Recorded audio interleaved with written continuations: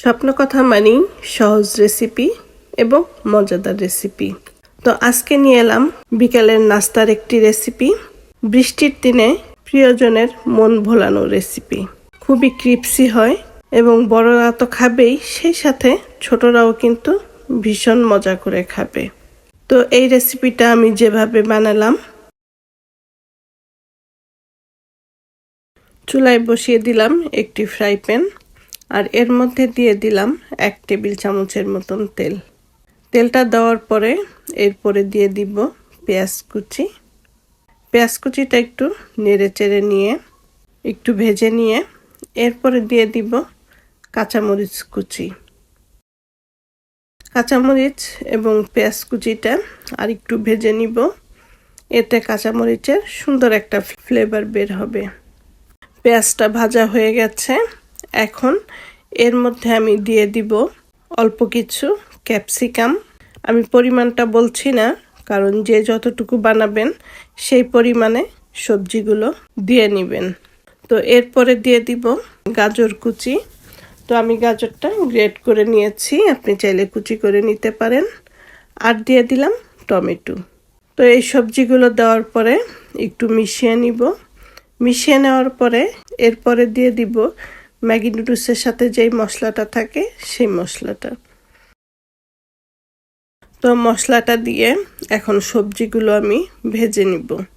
নেড়ে চেড়ে সবজিগুলো ভেজে নিচ্ছি।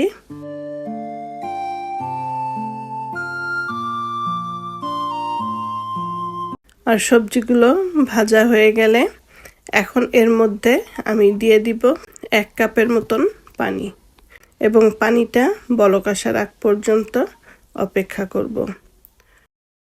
তো পানিটা এখন বলক চলে এসেছে, আর এই পানির মধ্যে এখন আমি দিয়ে দিব 1 প্যাকেট ম্যাগি নুডলস। তো ম্যাগি নুডলসটা দিয়ে এই পানির মধ্যে ম্যাগি নুডলসটা সেদ্ধ করে নিব।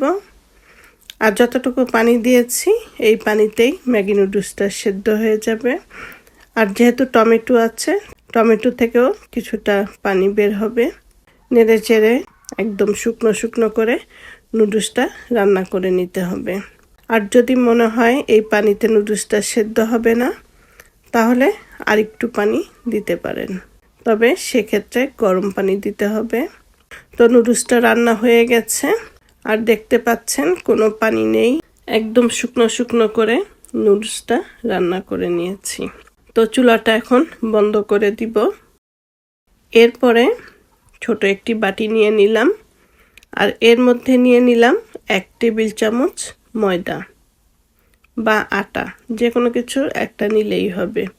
তো কিছুটা পানি দিয়ে এই ময়দাটা আমি গুলে নিব, একটু ঘন ঘন করে গুলে নিতে হবে। তো আটাটাও আমি গুলে নিলাম।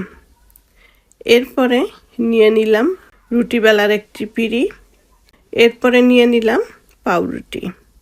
আর দেখতে পাচ্ছেন আমি যেই পাউরুটিটা নিয়েছি এটাতে চারপাশে যে ব্রাউন সাইডটা থাকে, তো এই পাউরুটিটাতে ব্রাউন সাইড নেই।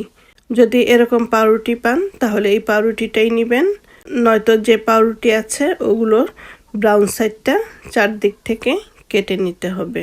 তো এখন এই পাউরুটিটা আমি বেলুন দিয়ে হালকা করে একটু বেলে নিব। তো পাউরুটিটা বেলে নেওয়ার পরে এরপরে দিয়ে দিব একটু আগে যে আমি ময়দাটা পানি দিয়ে গুলিয়েছিলাম, তো এটা আমি পাউরুটির চারপাশে দিয়ে দিব। আর এই ময়দার লিকুইডটা কিন্তু আঠার মতন কাজ করবে।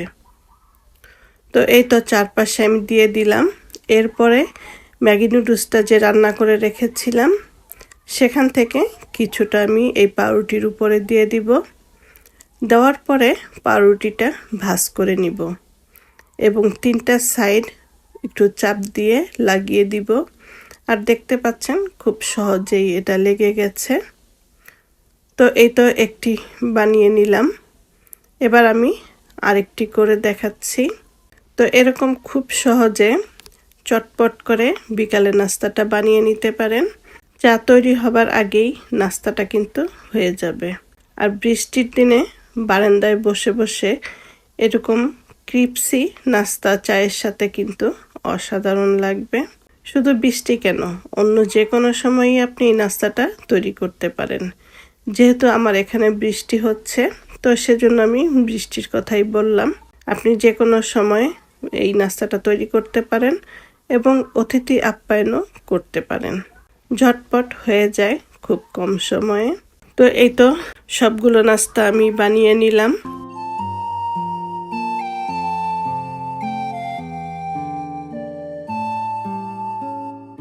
আর এদিকে চুলায় আমি তেলটা বসিয়ে দিয়েছি। তেলটা গরমও হয়ে গেছে। এখন আমি এক এক করে দিয়ে নাস্তাগুলো ভেজে নিব। তো আমি একসাথে বেশি দিচ্ছি না, দুটো দুটো করে ভেজে নিব। আর যদি ভাবেন যে এই পাউরুটির তো তেলটা অনেক শুষে নিবে, এটা তো খুব তৈলাক্ত একটি নাস্তা হবে, কিন্তু আসলে একদমই তা নয়। আপনি ভাজার পরেই বুঝতে পারবেন যে যতটা তেল দিয়েছেন ঠিক ততটাই তেল রয়ে গেছে।